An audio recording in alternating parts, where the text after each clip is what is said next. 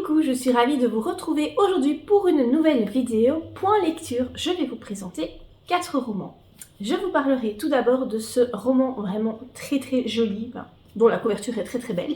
Les Aiguilles d'Or de Michael McDowell, donc c'est publié chez Monsieur Toussaint Louverture. Je vous parlerai ensuite d'un roman qui est loin d'être nouveau. Il s'agit de Shining de Stephen King, dans cette édition collector que je trouve vraiment très belle.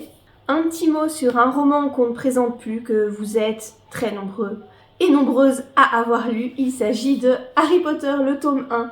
Mais je voulais vraiment vous en parler dans cette vidéo parce que j'ai lu le tome 1 dans cette sublime édition et je trouve qu'elle mérite quand même d'être mentionnée dans cette vidéo. Et je vais terminer ce point lecture par une BD. Alors je vous parle jamais de BD tout simplement parce que je n'en lis pas. Mais là, j'ai vu tellement de fois cette BD passer sur Booktube.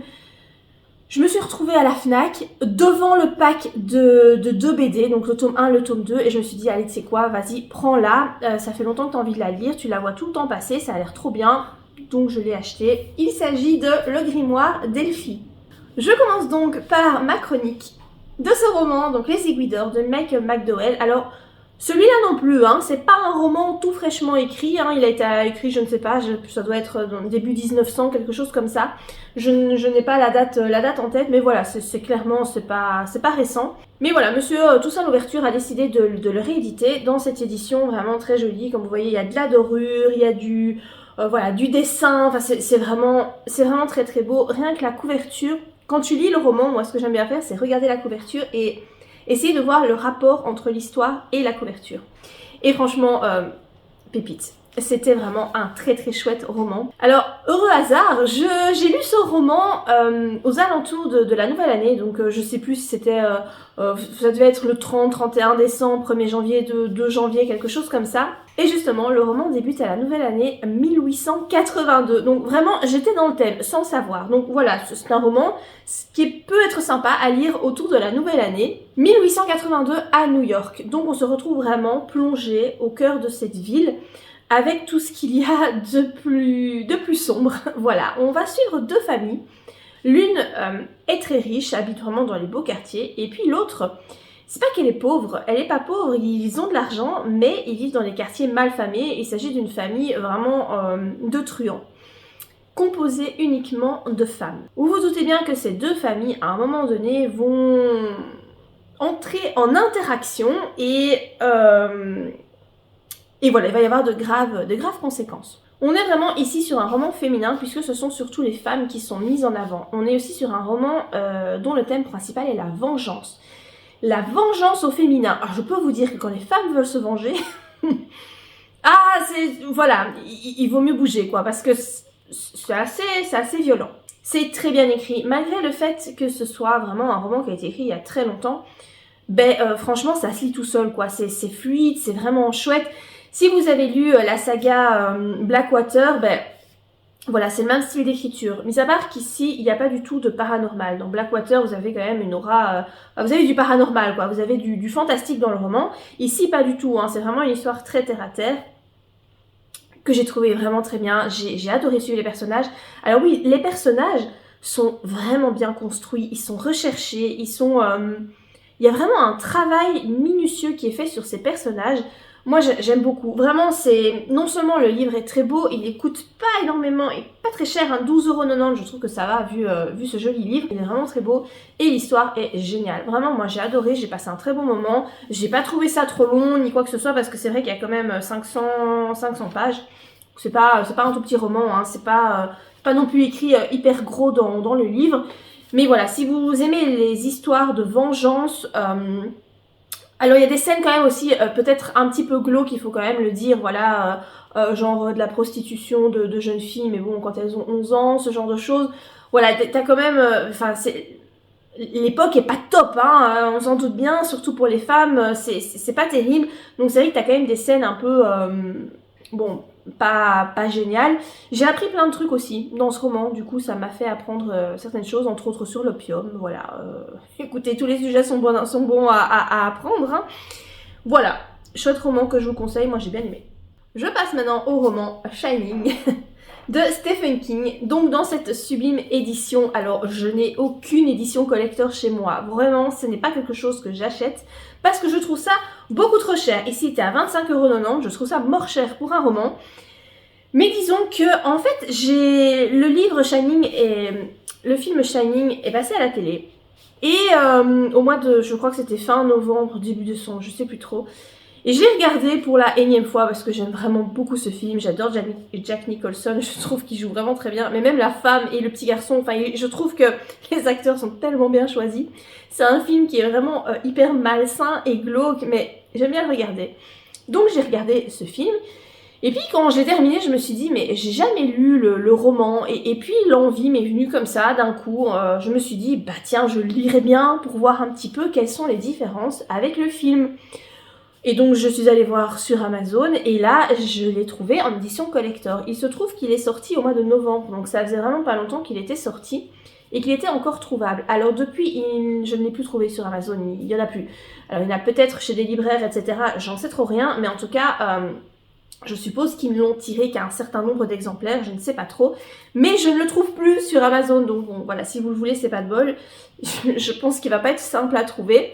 Et en fait, je me suis dit que j'allais l'acheter en très belle collection, déjà du fait que ici il propose une nouvelle traduction dans cette version-ci.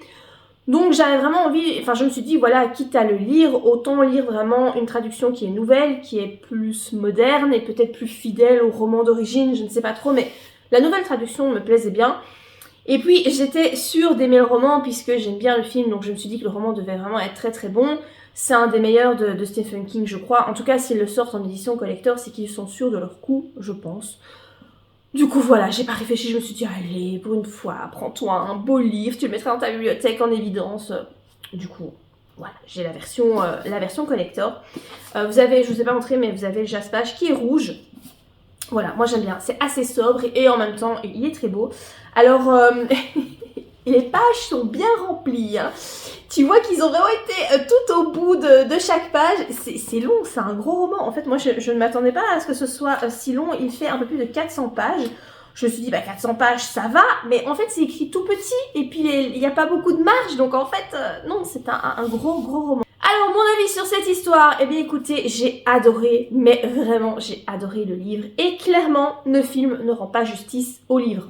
Alors, au début de cette version en tout cas, vous avez une préface écrite par Delphine de Vigan. Et elle dit dans cette préface qu'en fait Stephen King n'aime pas le film qui a été fait à partir de son roman. Et je comprends pourquoi, parce qu'en fait, si vous voulez, dans le roman, vous avez tout un aspect psychologique très détaillé, voilà, Stephen King va vraiment en profondeur. Et en fait, dans le film, tu n'as pas du tout cet aspect psychologique, vraiment pas. Ici, il y a le thème de l'alcoolisme qui est vraiment mis en avant, c'est le thème principal. Alors, dans le film, oui, tu vois bien qu'à un moment donné, Jack boire de l'alcool et tu vois bien que, bon, il a peut-être un fort penchant pour la boisson.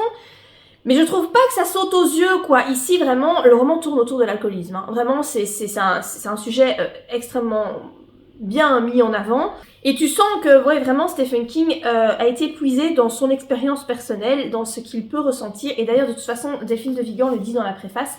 Apparemment, Stephen King a fait une interview un jour, dans le passé, hein, où oui, il disait que voilà, il a été soumis à des addictions diverses et variées, dont l'alcoolisme, je crois, et il a des pensées très très noires, entre autres envers ses enfants qui lui sont venus, et en fait, je pense qu'il a utilisé tout ça pour écrire ce roman, et pour vraiment aller au fond des choses. Donc voilà, effectivement, c'est un roman paranormal, hein, si vous ne connaissez pas Shining. Eh bien, je dois vous dire que j'ai eu peur, vraiment. Je connais l'histoire, voilà, pour avoir vu le film. Alors, ça se finit pas de la même façon.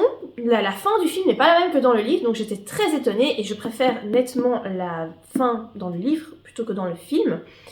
Mais c'est tellement malaisant et glauque. Vraiment, c'était addictif, hein. J'y retournais tout le temps tellement j'avais envie de lire ce roman. C'était vraiment très addictif. Mais c'était très malaisant. J'ai lu à un moment donné, j'étais dans la fin, donc la fin qui est vraiment effrayante, et j'étais toute seule chez moi et il faisait noir et je vous jure, j'étais pas bien. j'étais vraiment pas à l'aise parce que c'est très bien écrit, la traduction est très bien, voilà.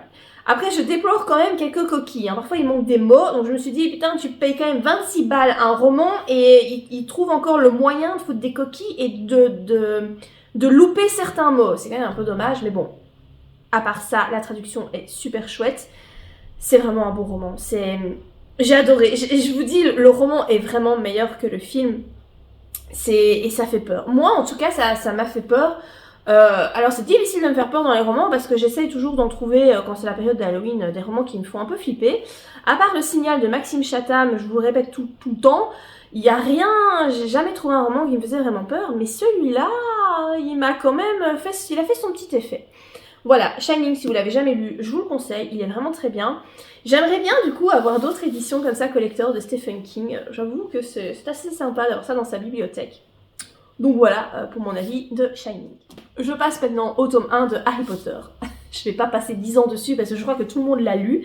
C'est quand même la base, je pense. Alors Harry Potter 1, je l'ai lu quand j'étais très jeune. Hein. Je pense que je devais avoir 14 ou 15 ans. Donc ça fait 22 ans, hein, voilà, 22 ans que j'ai lu le tome 1, je l'avais jamais relu depuis. Les films, je les ai vus un nombre incalculable de fois, maintenant ce sont mes enfants qui les regardent avec moi, donc voilà, pour ça, les films, je suis à jour. Bon, le roman, voilà, ça fait longtemps que je l'avais pas lu, et en fait j'ai tellement aimé, j'ai retrouvé les mêmes sensations que quand je l'ai lu, quand j'avais 14-15 ans. J'ai trouvé ça, j'ai adoré, j'ai trouvé ça trop bien, et en plus...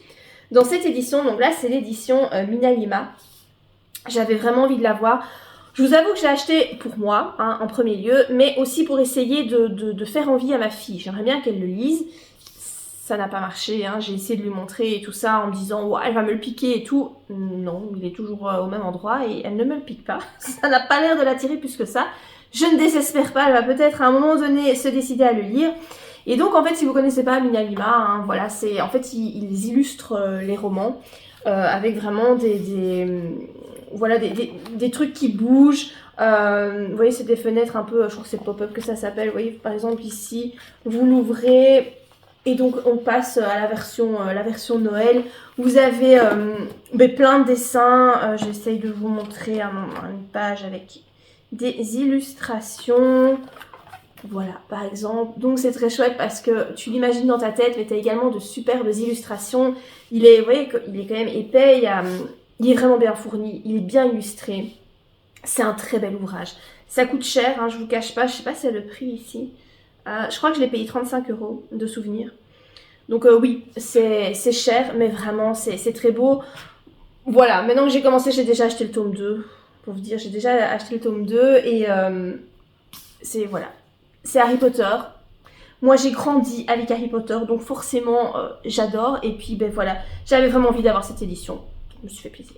Je termine avec la bande dessinée. Donc, Le Grimoire d'Elphie. J'ai adoré cette bande dessinée. J'ai trouvé ça trop bien. Alors, clairement, c'est une bande dessinée qui peut être lue par des enfants. Hein. Moi, franchement, ma fille elle me l'a pas encore piqué, mais je pense qu'elle va me la piquer à un moment donné. Elle va avoir 11 ans dans un mois, donc elle a quasi 11 ans. C'est tout à fait abordable pour les enfants de cet âge-là. J'ai beaucoup aimé les dessins, ils sont vraiment beaux, regardez-moi ça. Vraiment, je les trouve très très jolis, c'est très poétique. C'est une bande dessinée qui est très bienveillante. L'histoire est vraiment sympa, donc on suit en fait Elphie qui a 2 sœurs aînées. Leurs parents sont morts et donc elle est chez sa tante, hein, pour le moment avec l'une de ses sœurs. L'autre étant majeure est partie faire sa vie. Elle se plaît vraiment pas trop chez sa tante et sa sœur aînée va débarquer un jour avec un bus qu'elle a retapé et qu'elle a transformé en bibliothèque ambulante, en bibliobus. Et donc du coup, voilà, elle embarque ses 2 plus jeunes sœurs avec elle et elle décide de parcourir la France avec ce bibliobus, de s'arrêter quelques jours dans différentes villes pour vendre les livres. Elle fait l'école elle-même à ses sœurs et voilà. Et nous, on suit donc Elphie, la plus jeune. Sa maman lui a légué un grimoire. Et elle va découvrir que en fait, ce grimoire est magique et elle va également découvrir qu'elle est donc une sorcière, tout comme sa maman. Ses 2 autres sœurs, par contre, ne sont pas des sorcières. Et voilà, il y a de la magie, c'est beau, c'est agréable, c'est bien dessiné, c'est bien écrit aussi. C'est vraiment... moi j'ai vraiment beaucoup aimé. J'ai acheté, je vous ai dit, le pack avec les deux premiers volumes. Il y en a 3 je pense jusqu'à présent. Je pense qu'il y a 3 bandes dessinées. Voilà, j'ai pas encore lu le volume 2. Mais ça ne saurait tarder parce que vraiment j'ai bien aimé. Si vous aimez les bandes dessinées, que vous avez envie de lire quelque chose d'assez bienveillant et tout doux, je vous conseille celle-ci. On en entend beaucoup parler, mais je trouve que c'est justifié. Donc voilà pour mon avis final sur cette bande dessinée. J'en ai terminé avec ce point lecture, j'espère qu'il vous a plu. Comme d'habitude, n'hésitez pas à le liker. N'hésitez pas également à commenter la vidéo si vous avez lu certains des romans que je vous ai présentés. Et moi je vous dis à bientôt pour de prochaines vidéos. Bye!